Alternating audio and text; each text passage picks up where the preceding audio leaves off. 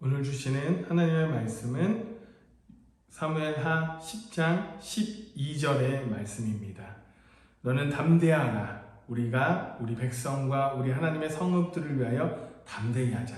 여호와께서 선히 여기시는 대로 행하시기를 원하노라 하고. 오늘 본문 이 사무엘하 10장에는 이스라엘의 암몬과 아람의 연합군대와의 전쟁을 배경으로 하고 있습니다. 특별히 이 다윗의 이 나하스 종은 사절단에게 암몬 왕 한운이 모욕을 하는 사건이 발생하는데요.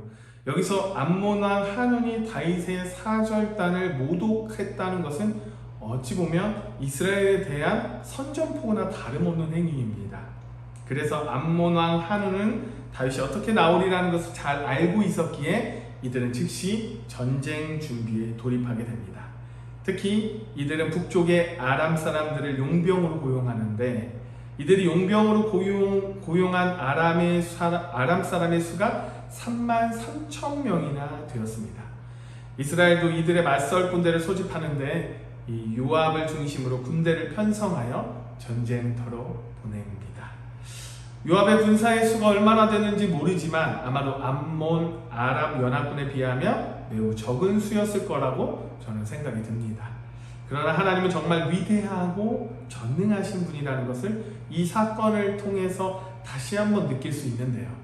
오늘 보면 12절의 말씀을 보면 요압은 동생 아비새를 향해 우리가 백성과 우리 하나님의 성읍을 위하여 담대히 하자라고 말합니다. 여기서 우리가 주목해야 할 사실은 요압이 이스라엘 성읍을 가리켜 하나님의 성읍이라고 말하고 있다는 사실입니다. 다시 말해서 요압은 이러한 표현을 통해 현재의 전쟁은 단순히 그 어떤 인간적인 목적을 위한 전쟁이 아니라 하나님이 주신 기업을 지키는 거룩한 전쟁이라는 것을 강조한다는 것이죠. 그러므로 자신들이 이러한 전쟁을 치르는 하나님의 군사라고 말하고 있다는 것입니다. 그리고 이렇게 자신들이 누구이며 무엇을 하고 있는가에 대한 분명한 확신이 있었기에 이 전쟁을 승리로 이끌 수 있었는데요. 사랑하는 여러분, 저는 이 땅에 살아가면서 사람이 자신이 누구인지 아는 것, 즉 자신의 정체성을 아는 것은 굉장히 중요하다라고 저는 생각이 듭니다. 왜냐하면 정체성이란 모든 일에 대한 판단 기준이 되기 때문이지요. 여러분, 이러한 정체성에 대한 확고함이 얼마나 중요한지 아십니까? 여러분, 이민 1.5세라는 말을 아시나요? 이 말은 어린 나이에 부모를 따라 다른 나라로 이민을 간 사람들을 말합니다. 그런데 이들이 이민을 간 나라에서 자신의 정체성에 대한 심각한 갈등을 겪게 됩니다. 왜냐하면 이들의 외모는 한국인이지만 사고방식은 이민 간 나라의 가치관을 그대로 가지고 있기 때문이지요. 그래서 흔히 이런 사람들을 보고 바나나라고 부르기도 합니다. 왜냐하면 바나나는 겉은 노랗지만 속은 하얗잖아요. 피부는 노랗고 정신은 백인을 뜻하는 말입니다. 그래서 바나나라고 부르는데 이민 1.5세 이민자들이 한국인도 아니고 또 그렇다고 진정한 그 나라의 시민도 아닌 이러한 정체성 문제로 고민하다가 자살을 하는 경우도 있다고 합니다. 저는 제가 아는 1.5세 집사님이 계시는데 그분도 이러한 고민을 하다가 어느 날 기도 중에 주님으로부터 정체성에 대한 분명한 응답을 받고 비로소 자유를 얻었다고 합니다. 이러한 응답이었는데요. 첫째, 나는 그리스도인이다. 둘째, 나는 한국인이다. 셋째, 그렇지만 나는 이곳에 이 나라에 살고 있다. 이렇게 응답을 받았다고 합니다. 여러분, 우리 그리스도인은 누구보다 이 정체성 문제에 대한 분명한 확신을 가져야 합니다. 성경을 보면요, 예수님은 당신이 하나님의 아들이라고 분명한 확신을 가졌습니다. 또 사도 바울 역시 자신이 하나님의 종이라는 분명한 확신이 있었습니다. 여러분, 우리는 그리스도인의 신분이라는 것을 절대 잊지 않기를 원합니다. 그래야 우리가 영적 전쟁에서 승리할 수 있습니다. 여러분, 그런데 여기에 또 하나의 중요한 사실이 있어요. 확고한 정체성이 확고한 믿음으로 이어진다라는 사실입니다. 12절 후반부를 보면요, 요압은 여호와는 선히 여기시는 대로 행하시기를 원하노라 라고 말합니다. 여러분, 이 말은요 대단히 큰 의미가 있는 말입니다. 이 말은 뒷일은 여호와께 맡기자, 혹은 여호와께서 선한 결과를 얻게 하여 주실 것이다 라는 승리를 확신하는 말인 것입니다. 다시 말해서 요압은 하나님에 대한 확고한 믿음을 가지고 당면한 난관을 극복하고자 한 말이지요. 여러분, 지금 이스라엘군이 어떤 상황에 놓여 있냐면 앞에는 암몬군이 있고요, 뒤에는 아람군이 버티고 있는 상황입니다. 이러한 상황, 포위된 상황으로 이스라엘로서 절망적인 상황에 놓여져 있는 것이죠.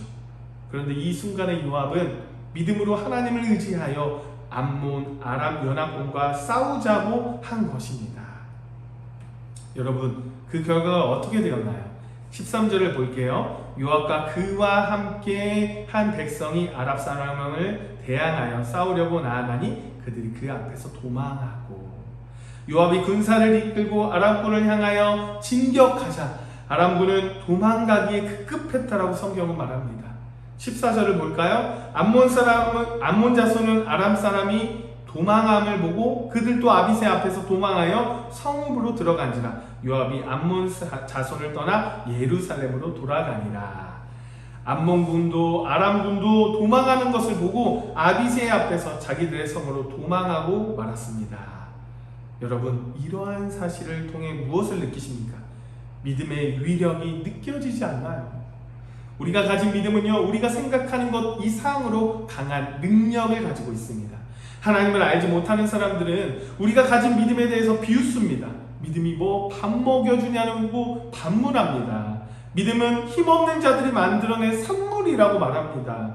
그러나 여러분, 믿음은 능치 못한 일이 없게 하는 힘이 있습니다. 여러분 보십시오. 모세는 믿음으로 홍해를 갈랐습니다. 여호수아는 요단강을 갈랐고 해를 멈추게 하였습니다. 히스기야는 해의 그림자를 뒤로 머물게 하였습니다. 예수님의 제자들은 귀신을 내어 쫓고 병자들을 고쳤습니다. 베드로는 물 위를 걸었고요, 사도 바울은 죽은 자를 살렸습니다. 여러분, 세상에 이보다 큰 능력이 어디 있나요? 이 외에도 우리가 인간의 이성으로 이해할 수 없는 놀라운 일들이 믿음으로 이루어진 것을 많이 들어서 잘 알고 있습니다. 여러분, 믿음은 어떤 문제라도 능히 극복하게 하는 능력이 있습니다. 이와 관련하여 주님이 이렇게 말씀하셨어요. 믿는 자에게는 능치 못할 일이 없다. 사도 바울도 내게 능력 주시는 자 안에서는 내가 모든 것을 할 수 있다라고 말하였습니다. 그러므로 여러분, 어떤 문제를 만나든 믿음만 있다면 걱정과 염려는 내려놓기를 원합니다. 진퇴양난의 상황에도 여러분에게 하나님을 의지하는 믿음만 있다면 앞으로 능히 이길 수 있습니다. 사랑하는 여러분, 암몬, 아람 군대가 이스라엘군 앞에서 도망하였듯이 우리가 가지고 있는 문제가 해결될 것을 믿습니다. 이런 믿음으로 살아가는 여기 모인 저와 여러분이 되기를 간절히 소망합니다. 기도하겠습니다. 사랑이 충만하신 하나님 아버지, 하루의 첫 시간을 주님께 드리며 예배하게 하심을 너무나도 감사합니다. 주님, 우리에게 능히 이기지 못할 것이 없는 믿음을 허락하여 주시옵소서. 믿음의 능력이 얼마나 대단한지 우리 삶에서 보여주시고 그것을 체험하여 오직 살아계신 주님이 내 삶의 주인 되고 내 삶의 구원자 되심을 매일매일 외치며 선포하는 그런 인생이 될 수 있도록 우리의 인생을 역사하시고 주관하여 주시옵소서. 이 모든 말씀 예수 그리스도의 이름으로 기도드립니다. 아멘.